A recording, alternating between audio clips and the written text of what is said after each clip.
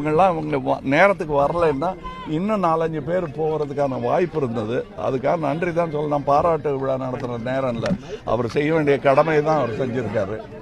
செய்யலைன்னு சொல்றதுக்கு இதுக்கு நேரம் இல்லை, இது நடந்து போச்சு. இது கோர்ட்டு விசாரிச்சுட்டு இருக்காங்க.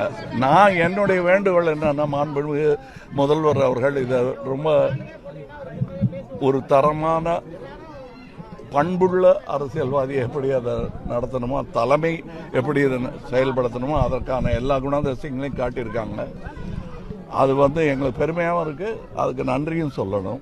நீ போ 11 மணிக்கு வண்டி கட்டிக்கிட்டு, யாராவது தடுத்தா, அதிகாரி தடுத்தால் அந்த அதிகாரி இல்லாமல் செய்கிறேன் என்கிறாரே, அவரை வேலையை விட்டு நீக்கிறத பத்தி சொல்றாரா இல்ல இவரை செய்ய முயற்சி செஞ்ச மாதிரி கொலை பண்றத பத்தி சொல்றாரா?